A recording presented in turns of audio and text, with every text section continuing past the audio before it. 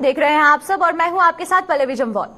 तो चलिए शुरुआत करते हैं आज के जम्मू कश्मीर की खास खबरों की। और सबसे पहले शुरुआत करेंगे सांबा की तरफ से। और सांबा की अगर बात करते हैं तो प्रधानमंत्री आवास योजना के तहत अब जो लोग हैं, जो लाभार्थी है, वो दर-बदर हो रहे हैं और बहुत से परिवार ऐसे हैं जिनको इस योजना का लाभ नहीं मिल रहा है। औपचारिकताएं पूरी करने के बावजूद भी टस से मस नहीं हो रहा है प्रशासन, और प्रशासन जो है वो इन परिवारों की कोई सुध नहीं ले रहा है। और जो हवाला है वो ये दिया जा रहा है कि फंड्स नहीं है, और फंड्स ना होने की वजह से जो अधिकारी हैं वो परिवारों को बरगलाते हुए नजर आ रहे हैं। और साथ ही साथ आपको बता दें कि सांबा के राजपुरा ब्लॉक के परिवार की उम्मीद भी इसी योजना के तहत धूमिल होती हुई नजर आ रही है। और सबसे बड़ी बात यहाँ पर यह है कि प्रधानमंत्री आवास योजना की अगर बात करते हैं तो जिन लोगों के जो बीपीएल कार्ड धारक लोग हैं उनके लिए ये योजना की शुरुआत की गई थी। उनके घरों के लिए, अगर जिनके छत नहीं है उनको पक्के मकान देने के लिए इस योजना की शुरुआत की गई थी। लेकिन अब प्रशासन द्वारा साफ कहा जा रहा है कि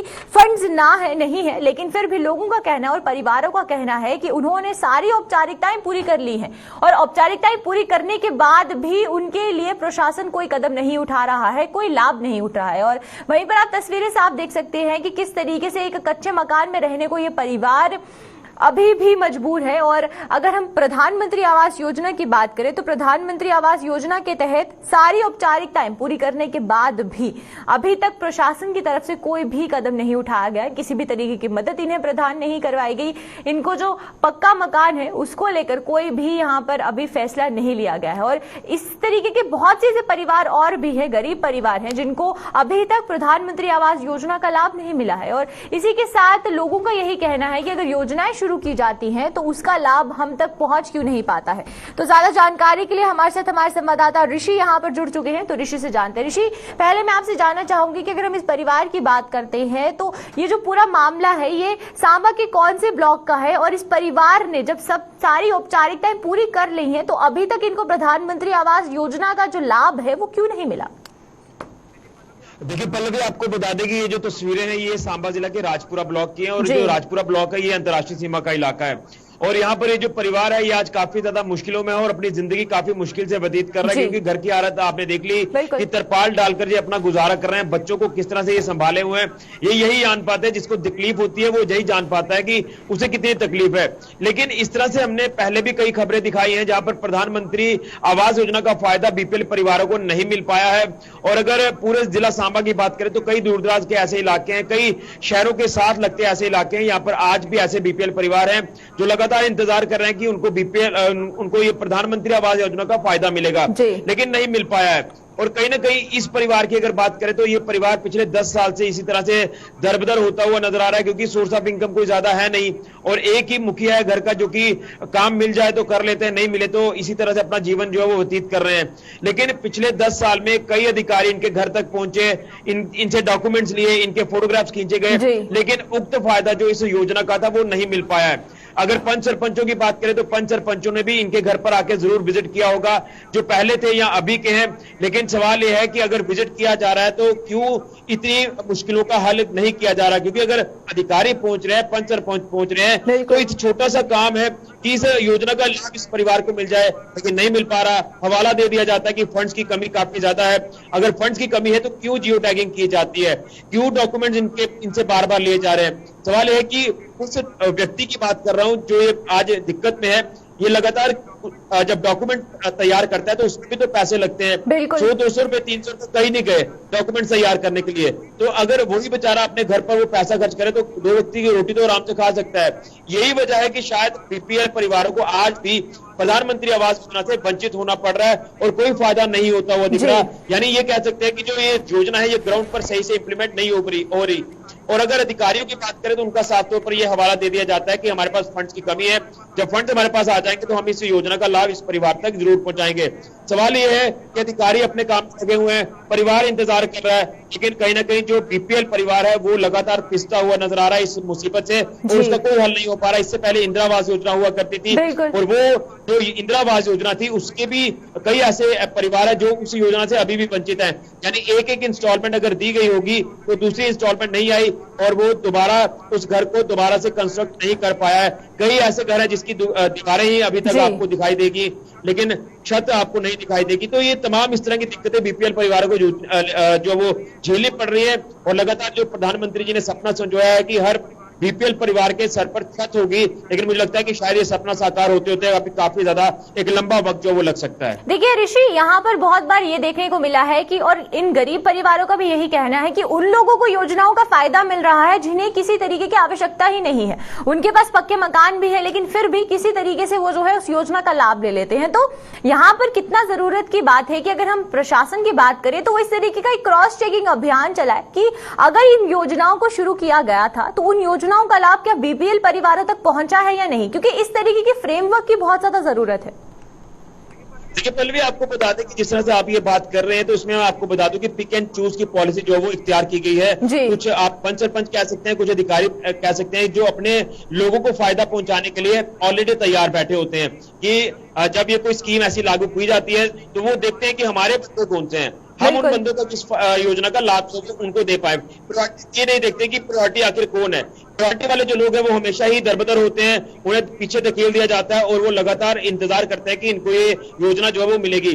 लेकिन सवाल ये है कि क्रॉस चेक करने की जो आप बात कर रहे हैं, यहाँ पर अधिकारियों को चाहिए कि पंच सरपंचों के साथ डायरेक्ट जो वो संवाद होना चाहिए उनका, वो डायरेक्ट यहाँ पर आए, उनको पूछे कि आपको क्या दिक्कत आ रही है, आपके किस नुमाइंदे जो आपका जो जनता है आपकी वहां पर कहाँ दिक्कत पेश आ रही है। अगर कोऑर्डिनेशन रहता है तो मुझे लगता है कि शायद ये योजना जल्द पहुंच सकती है। लेकिन शायद अधिकारी अलग टूर अपना कर लेते हैं, तो पंच सरपंच है वो अलग टूर कर लेते हैं। जब अधिकारी आते हैं उनके पास कोई और रिपोर्ट आ जाती है, जो पंच सरपंच आते हैं वो कुछ और हवाला दे देते हैं। तो शायद ये भी एक वजह हो सकती है। लेकिन पीस कौन रहा है, वो पीस रहा है बीपीएल परिवार। तो आज भी इस योजना का लाभ नहीं मिल पा रहा। प्रधानमंत्री आवास योजना के से वंचित कई ऐसे दूर दराज इलाकों में घर हैं। हमने कई अलग अलग इलाकों में जाकर खुद देखा है, ग्राउंड पर जाकर देखा है कि इतनी बद से बदतर हालत है और हमें हैरानगी होती है कि अपने परिवार को लेकर टूटे हुए घरों पे किस तरह से लोग रह रहे हैं। छत कब गिर जाए, कब दीवारें गिर जाए, कब कोई हादसा हो जाए, वो बेचारे वही लोग जानते हैं जो दिक्कतों को फेस कर रहे हैं। लेकिन अगर सरकार के एंड पर बात करें या फिर नुमाइंदों के एंड पर बात करें तो कोई काम करके राजी नहीं है और ना ही इन योजनाओं का लाभ अपने इन गरीब परिवारों तक वो दे पा रहे हैं। बिल्कुल, चलिए बहुत बहुत शुक्रिया ऋषि आपका हमारे साथ जुड़ने के लिए और तमाम जानकारी हमारे साथ साझा करने के लिए। तो ये थे हमारे साथ हमारे संवाददाता ऋषि जो कि सांबा से जुड़े थे हमारे साथ। और जिस तरीके से ऋषि ने बताया कि अगर हम बात कर रहे हैं प्रधानमंत्री आवास योजना की, तो बीपीएल परिवार बहुत से ऐसे हैं जिन्हें अभी तक इस योजना का कोई लाभ नहीं मिला है। और उनका साफ कहना है कि अगर प्रशासन द्वारा इस तरीके की योजनाएं शुरू की जाती है तो उसका लाभ लाभार्थियों को मिलना चाहिए। लेकिन वहीं पर बार बार औपचारिकताएं पूरी करने के बाद भी अभी तक इन लोगों को इसका लाभ नहीं मिल पाया है।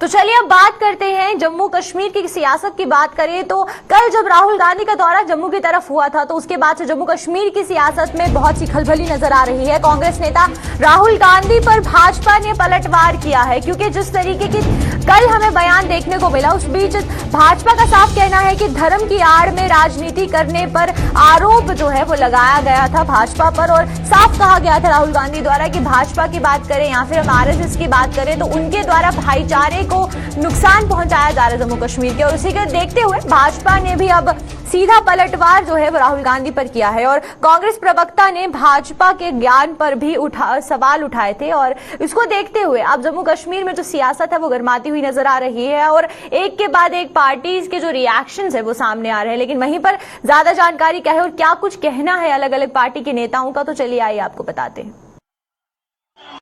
राहुल गांधी जी माता वैष्णो देवी की यात्रा पे आए थे। यात्रा का मतलब है मत्था टेकना, माता की शक्तियों को कम बताया। इन्होंने कहा कि जब से मोदी जी का क्या लेना देना भाई साहब, जो देवी देवता है वो सबके साझे हैं, वो पूरे समाज के हैं, पूरे धर्म के हैं, पूरी जाति के, हर कौम के हैं। ये उन पे टिप्पणी करेंगे आगे। ये बयान वहां से दिल्ली से उठकर ये बताने आए कि माताओं की शक्ति कम हो गई है, कभी सिंबॉलिक कहते हैं, कभी कुछ कहते हैं। ऐसी स्टेटमेंट देनी चाहिए। एक इतने बड़े नेता है अगर राहुल गांधी कांग्रेस के, तो आके ये माता की शक्ति कम करने की बातें कह रहे हैं। और जब यात्रा करते हैं तो कांग्रेस के झंडे लेके जाते हैं। बहुत बड़ी सी अजीब बातें हैं जम्मू में यहाँ आके की। नवंबर 2017 हम सबको याद करना चाहिए। सोमनाथ के मंदिर में दर्शन करने हेतु एक रजिस्टर जो है वो नॉन हिंदूज के लिए मेंटेन होता है। उस वक्त राहुल गांधी जी ने उस रजिस्टर जो नॉन हिंदूज के लिए मेंटेन होता है उसमें अपने सिग्नेचर किए थे। आप खुद सोच सकते हैं उस समय में अपने आप को नॉन हिंदू कहने वाला, वोट बैंक की राजनीति के लिए कांग्रेस के झंडे पूरे माता के ट्रैक के ऊपर ले जाने वाले, उनसे हम किस धार्मिक आस्था की जो है वो सोच रख सकते हैं। वैष्णो माता हमारे हम सब के लिए, हम पूरे विश्व भर के हिंदुओं के लिए एक आस्था की प्रतीक है। उनके दर्शन करने हेतु, उन पिंडियों के दर्शन करने हेतु हजारों किलोमीटर की सफर करने के बाद लोग नंगे पांव चलकर, लोग लेटकर उन पिंडियों के दर्शन करने हेतु आते हैं। देखिए, जिस तरह से कांग्रेस के पूर्व अध्यक्ष श्री राहुल गांधी जी का जो बयान आया है और जिस तरह से उन्होंने अपने भाषण के दौरान व्याख्या की माता वैष्णो देवी की, और वो स्थान है जहां लाखों करोड़ों लोगों की आस्था जुड़ी हुई है। लोग मानते हैं, हिंदू धर्म के लोग भी मानते हैं, तमाम धर्मों के लोग मानते हैं कि साक्षात माता रानी वहाँ बसती हैं। इसीलिए हजारों करोड़ों लोग यात्रा करके वहाँ दर्शन के लिए जाते हैं। और पहले उनको सिंबल्स कह देना और उसके बाद अपने भाषण में जिस तरह से हास्यास्पद तरीके से उन्होंने वर्णन किया तीनों शक्तियों का, मुझे लगता है ये बहुत निंदनीय बात है और कांग्रेस पार्टी को देश भर के लोगों से इसके लिए माफ़ी मांगनी चाहिए। जिस तरह से उन्होंने वर्णन किया एक एक शक्ति का, और ये जो लौकिक चीजें हैं उनके साथ उनको मिलाया और कहीं ना कहीं उनकी तुलना करी, जो सरकार के बनाए हुए टैक्स हैं और अलग अलग चीजें हैं। मुझे लगता है इससे ज्यादा शर्मनाक बात और नहीं हो सकती। भारतीय जनता पार्टी के नेता और कार्यकर्ता जैसे उन्होंने धर्म विशेष को पेटेंट करा लिया हो। राहुल गांधी जी ने कल सिर्फ एक अक्षर का प्रयोग किया था, सिंबल का जो हिंदी में अर्थ होता है वो होता है प्रतीक। और मैं ये समझता हूं कि भारतीय जनता पार्टी के नेता और कार्यकर्ताओं को ना ही ठीक तरीके से अंग्रेजी आती है, ना ही उन्हें हिंदी आती है। प्रतीक का अर्थ होता है कि मां वैष्णो देवी की जो वो सिद्ध पीठ है, वो शक्ति का प्रतीक है, वो लक्ष्मी का प्रतीक है, वो बुद्धि का प्रतीक है। और वो जो तीनों देवियां वहां पर सिद्ध स्थान में बैठी हुई हैं, वो हिंदू धर्म का प्रतीक है। और हमारा ये मानना है कि ये धर्म की राजनीति जो भारतीय जनता पार्टी हमेशा करती आ रही है, अब वो पूरे तरीके से उनके जो धर्म का मुखौटा है उनके चेहरे से उठ चुका है। और उनको इस तरह से छोटी बातें करके अब भारतीय जनता पार्टी को और ज्यादा जलील नहीं करना चाहिए। हिंदू राहुल गांधी 2 दिन के जम्मू कश्मीर के दौरे पे मां वैष्णो के दर्शनों के लिए जाते हैं और वो पवित्र रास्ता जहां पर मां वैष्णो के करोड़ों भक्त मां वैष्णो का वो लाल झंडा और माता के जयकारों के साथ अपनी यात्रा करते हैं, वहां इन काफिर कांग्रेसियों ने कांग्रेस के झंडे ले जाकर उस पूरे मार्ग को दूषित किया है और कांग्रेस के वहां नारे गूंजे। मुझे लगता है कि इससे ज्यादा निंदनीय और शर्मनाक घटना जो है कांग्रेस जैसी जमात नहीं कर सकती थी। और यकीनन राहुल गांधी को लेकर तो मैं ये जरूर कहूंगा कि बंदर क्या जाने अदरक का स्वाद। माता की पवित्र कुंडलियां जिनको हम लोग पूजते हैं और करोड़ों हिंदुओं की भावनाओं से जुड़ी हुई हैं, उन पिंडलियों के आशीर्वाद से ये सनातन धर्म चल रहा है। उन पिंडलियों को राहुल गांधी कहता है सिंबल है, इसको ये सिंबल दिखते हैं। तो यकीनन मुझे लगता है कि कांग्रेसी जो है वो इस हिंदू समाज का सर्वनाश करने की तरफ जो शुरू से काम करते रहे हैं, वो अपना काम अभी उन्होंने रोका नहीं है। कि नेताओं का क्या कुछ कहना था और जिस तरीके से प्रतिक्रियाएं सामने आ रही हैं, उस बीच अब जम्मू कश्मीर की सियासत में क्या बदलाव होंगे वो देखना होगा। तो चलिए अब रुख करते हैं कश्मीर की तरफ। कश्मीर की अगर बात करते हैं तो ICDS के तहत जो प्रोजेक्ट की शुरुआत की गई थी, अब वहां पर जितने भी डेली वेजर्स थे उनको बर्खास्त कर दिया गया है। आपको बता दें कि समाज कल्याण विभाग के ICDS प्रोजेक्ट के कार्यरत 900 से ज्यादा डेली वेजर्स का रोजगार चला गया है और उसी के साथ विभाग की सचिव ने आदेश जारी किए हैं और उनको सेवाओं से बर्खास्त कर दिया गया है। फंड्स ना जारी होने को लेकर डेली वेजर्स को इसका भुगतान करना पड़ा और इनका खामियाजा जो था वो डेली वेजर्स को भुगतना पड़ा। आपको बता दें कि विभाग की सचिव शीतल नंदा ने ये आदेश जारी किया है, जहां पर उन्होंने साफ कहा है क्योंकि फंड्स नहीं आ रहे हैं तो उसके तहत जो डेली वेजर्स है, जो कि ICDS प्रोजेक्ट के तहत काम कर रहे हैं, उनको बर्खास्त कर दिया गया और जो उनकी संख्या है वो 900 से भी ज्यादा बताई जा रही है। तो इस बीच जो डेली वेजर्स है उनको पहले भी प्रशासन की मार पड़ रही थी और अब फिर एक बार जो है उन पर सीधी मार मार प्रशासन की पड़ रही है। तो ज्यादा जानकारी के लिए हमारे साथ हमारे सीनियर साथी तजम्मुल यहाँ पर ज्वाइन कर चुके हैं। तो तजम्मुल से जानते हैं। तजम्मुल, पहले मैं आपसे ये जानना चाहूंगी कि अगर हम इस प्रोजेक्ट के तहत बात करें तो ICDS प्रोजेक्ट के तहत 900 से ज्यादा ऐसे डेली वेजर्स हैं जिनको बर्खास्त कर दिया गया है। तो पहले भी प्रशासन जो था वो डेली वेजर्स को उनकी तरफ कोई भी ध्यान नहीं दे रहा था, तो अब फिर एक बार जो है डेली वेजर्स पर प्रशासन का डंडा साफ पड़ता हुआ नजर आ रहा है।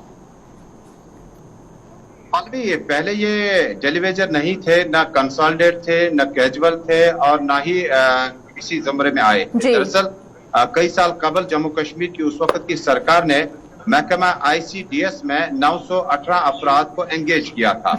यानी जो एक स्कीम का पैसा आता है, इनका दूसरा विंग जो है वो आउटसोर्सिंग पे है ICPS का, लेकिन ICDS में जिन 918 खवातीन को या वेमेन्स को नौकरियां वगैरह दी गई थी आर्जी बुनियादों पर एक स्कीम के तहत, इसमें 27 अगस्त 2021 को श्रीनगर में जो एडवाइजर हैं सोशल वेलफेयर के फारूक अहमद खान, उन्होंने मीटिंग में जायजा लिया और जानना चाहा ये जो फंड्स आ रहे हैं और ये जो 918 मुलाजमीन पे जाता है, ये कौन सा फंड है, किस स्कीम का है, ये फंड किस मकसद के लिए लाया गया था और ये तो आप इनको रिक्रूटमेंट पे खर्च करें। और उसके बाद जो फारूक अहमद खान एडवाइजर है, उन्होंने शीतल नंदा जो कि सेक्रेटरी सोशल वेलफेयर है, उनको हिदायत जारी किए कि फौरी तौर पर इनको डिसएंगेज किया जाए।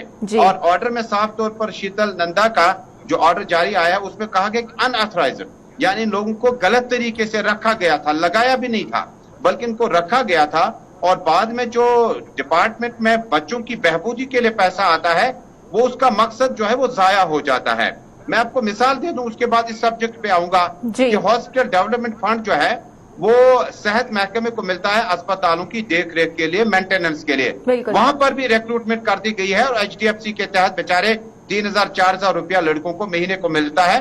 और इसी तर्ज पर ICDS या बाकी महकमे जो सोशल वेलफेयर के विंग्स है, वहां जो पैसा आता था स्कीमों का, वो एडवाइजर के मुताबिक जाया हो रहा था, जिसके बाद ऑर्डर जारी किया गया कि 918 सुपरवाइजर्स और ये जो रखे गए थे खवातीन, इनको फिलहाल डिसएंगेज किया गया। ऑर्डर में साफ तौर पर जारी कर दिया गया कि अगर किसी दफ्तर में पलवी इसके बाद भी कोई मुलाजिम या लेडी हो या जेंट्स हो उसको रखा गया, उसको पैसे का इंतजाम अफसर खुद करे।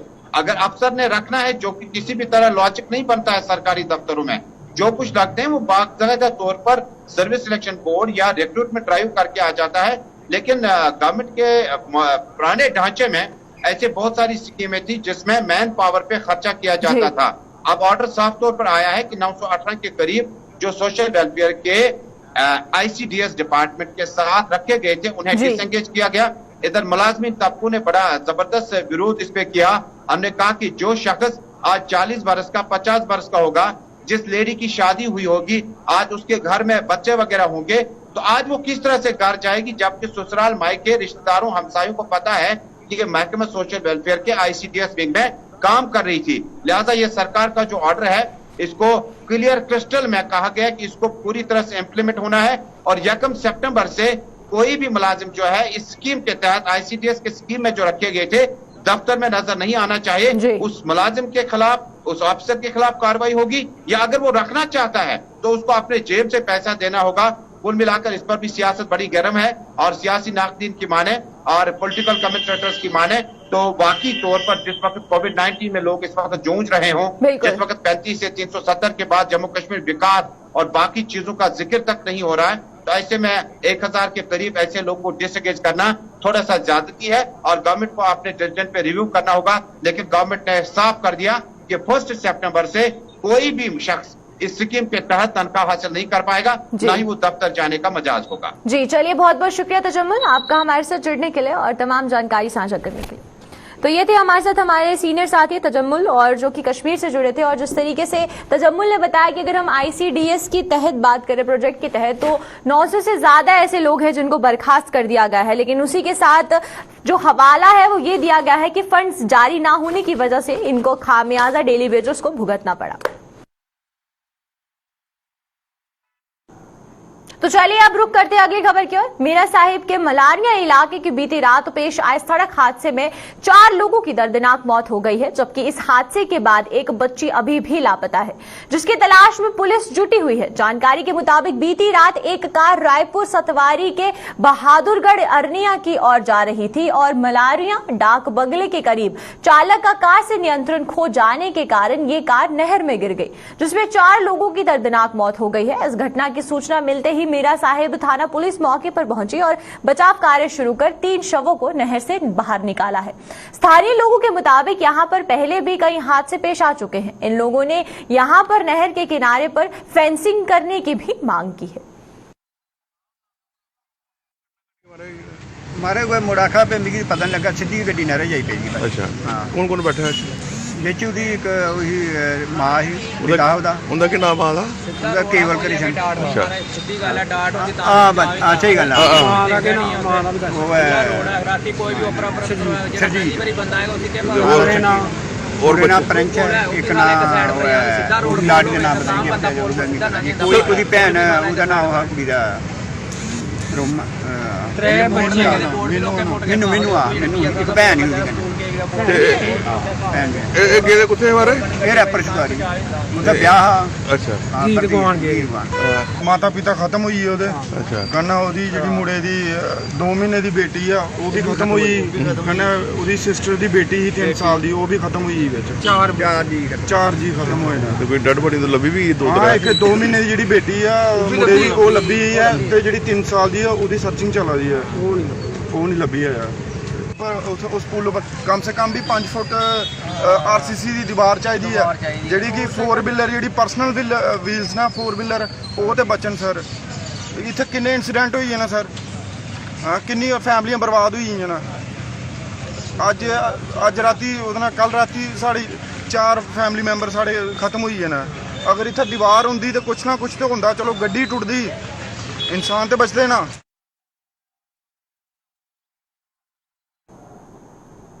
जम्मू में आज नाग पंचमी का पर्व बड़ी श्रद्धा के साथ मनाया जा रहा है। सुबह से लोग नाग मंदिर में पूजा अर्चना कर रहे हैं। इस अवसर पर गांधीनगर स्थित नाग मंदिर में विशेष हवन यज्ञ का आयोजन किया गया, जिसमें जम्मू के मेयर चंद्रमोहन गुप्ता ने भी भाग लिया है। इस अवसर पर मेयर ने जम्मू वासियों को नाग पंचमी की शुभकामनाएं भी दी।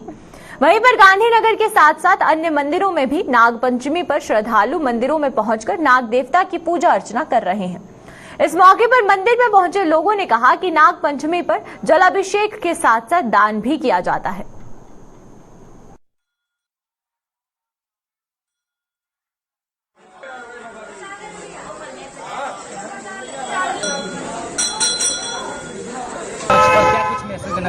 सारे जम्मू वासियों को, देशवासियों को इस नाग पंचमी के पवित्र उत्सव पर बहुत बहुत बधाई। हमारी आस्था इससे है, हम सनातन धर्म से ताल्लुक़ रखने वाले लोग हैं पूरे देश में, विश्व में, और हमारा ही एक ऐसा धर्म है जो तुलसी को पानी देता है। पर्यावरण की बात आ जाए है वर्ल्ड में, लेकिन हम लोग वाले काल से, जब से सनातन धर्म की रचना हुई है, तब से वृक्षों को पानी देना, शाम को दूध पिलाना, सब पर्यावरण की रक्षा करना, ये हमें संस्कार घर से मिलते हैं। आज नाग पंचमी के पवित्र उत्सव पर पूरा जम्मू, पूरा विश्व, जहाँ जहाँ हमारा समाज बैठा है, वहाँ अपनी अपनी आस्था के अनुसार हर जगह अपने मंदिरों में जाके, अपने कुल देवता के जाके, यहाँ पर जाके सारा उस किस्म का। ये हम जम्मू से हैं। जम्मू में नाग पंचमी बड़े अच्छे उत्साह के साथ मनाई जाती है। सब परिवार हम आते हैं, नाग देवता जी के दर्शन करते हैं, भोलेनाथ को जल चला के जो भी फल धन दान जो जितना जिससे बनता है हम उनको देके उनसे आशीर्वाद प्राप्त करते हैं। तो किस तरह से पूजा की है? हमने पहले भोलेनाथ को जल चढ़ाया, जल दूध दही से स्नान किया, उसके बाद पुष्पमाला और जो भी हम दान कर सकते हैं, श्रद्धा अनुसार जो भी दे सकते हैं उन्होंने उनको दिया, उनका आशीर्वाद प्राप्त किया। ਜਿਹੜੇ ਅੱਜ ਲੋਕ ਜਿਹੜਾ ਪੂਜਾ ਕਰਨੇ ਆ, ਇਹ ਇਆਂ ਕਰਨੇ ਆ ਜਿਵੇਂ शिवजी महाराज ਦੀ ਕਰਨੇ ਆ।